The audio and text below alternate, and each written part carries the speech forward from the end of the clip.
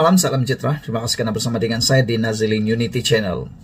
Dua pilihan tersedia jika ada ahli parlimen UMNO masih gairah hendak jatuhkan kerajaan. Walaupun telah disahkan, tiada apa-apa gerakan maupun pertemuan di Dubai untuk menjatuhkan kerajaan, sebagaimana yang dikecoh-kecohkan, sekaligus menolak dakwaan yang dibuat JCOM.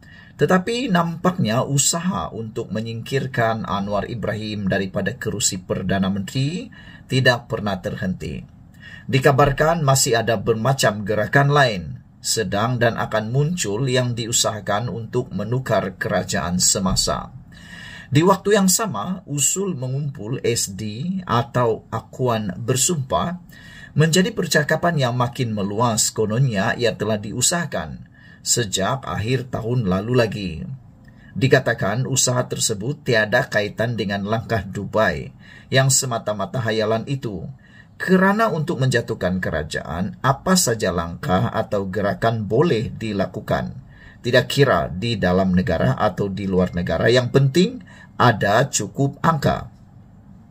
Dipercayai kerana berterusannya perkabaran itulah yang membuatkan Anwar sendiri terpaksa bersuara agar mereka yang ingin menjatuhkannya melakukan perkara itu melalui usul undi tidak percaya di parlimen.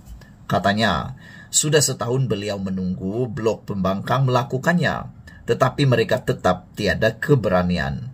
Barangkali berkongsi kebimbangan dengan Anwar, UMNO semalam memberi amaran kepada ahli-ahli parlimennya bahawa adalah suatu kesalahan jika ada kalangan mereka yang ingin mengambil pendirian berbeza daripada ketetapan parti.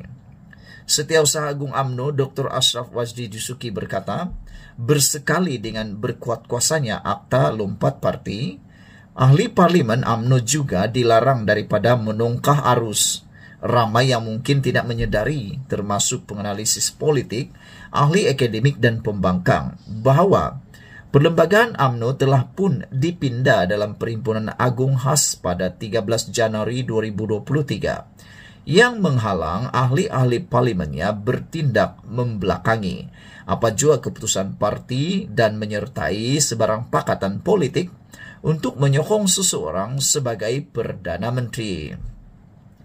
Pasal 20.11 Perlembagaan UMNO memperuntukkan keahlian seseorang akan tergugur secara automatik sekiranya ahli yang telah dipilih sebagai ahli parlimen dan kemudiannya menyertai suatu pakatan politik yang tidak dianggotai oleh UMNO.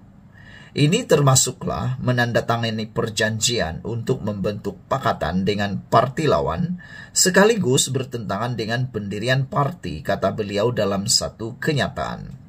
Dengan mudah difahami, kenyataan Dr. Ashraf Wajdi itu adalah ditujukan khas kepada segelintir ahli parlimen UMNO yang tidak pro kepada Zahid Hamidi yang dikatakan bila-bila masa boleh bersama dengan suatu pakatan lain untuk menjatuhkan kerajaan sedia ada. Ada yang menyebut jumlah ahli parlimen UMNO yang pro kepada blok pembangkang itu berjumlah antara 10 hingga 12 orang. Maka sekarang, berdasarkan kenyataan Dr. Ashraf Wajdi itu, langkah ahli-ahli parlimen UMNO berkenan telah tersekat dengan sendirinya dan inilah yang membezakannya dengan Bersatu. Kerana parti itu tiada peruntukan sedemikian dalam perlembagaannya. Sebab itu, Bersatu tidak boleh bertindak terhadap 5 ahli parlimennya yang telah mengisytiharkan sokongan kepada Anwar. Jika mereka bertindak juga menyokong usaha menjatuhkan kerajaan, UMNO boleh bertindak mengisytiharkan mereka telah melanggar perlembagaan parti serta terlucut kedudukan sebagai ahli parlimen. Jadi, apa yang harus dilakukan jika di dalam hati mereka masih bergolodak kegairahan mahu menukar kerajaan? Secara umumnya ada 2 langkah yang boleh mereka lakukan. Pertama, mereka sendiri secara terbuka mengumumkan sokongan kepada perubahan kerajaan, baik melalui kenyataan media atau SD, dan dengan demikian Kedudukan sebagai ahli parlimen terlucut dengan sendirinya. Selepas itu, mereka bertandinglah semula atas tiket dan dengan sokongan PN di kawasan yang sama. Dengan kata lain, mereka bersedia meletakkan jawatan. Berdasarkan kekuatan sentimen Melayu Islam, dan mereka bertanding semula itu pula untuk tujuan menukar kerajaan. Kalau benar rakyat menyokong gerakan berkenan, mustahil tak boleh menang. Kedua, bertindak, mengambil tindakan mahkamah terhadap UMNO. Sama ada berkaitan pemecatan, penggantungan terhadap beberapa pemimpin sebelum ini, atau kerana membantah tindakan tersebut. Apabila seseorang membawa kes ke mahkamah, keahlian mereka secara otomatik tergugur, tetapi kedudukan sebagai ahli parlimen tidak terjejas. Mereka seterusnya akan menjadi ahli parlimen bebas yang membolehkan mereka bebas bersama pakatan yang diingini untuk menjatuhkan kerajaan. Apa macam? Mana satu jadi pilihan? Isu paling besar cuma satu. Cukup beranikah ahli-ahli parlimen UMNO yang tidak pro Zahid Hamidi itu untuk kekal mengambil salah satu tindakan tersebut? Netizen mengatakan dalam ruangan komen, kata mereka, UMNO kini dalam keadaan tenat dan sesak nafas, kata seorang penulis dalam ruangan komen. Nasib UMNO dah jadi bagai kaca dan batu terhempas, kata beliau lagi.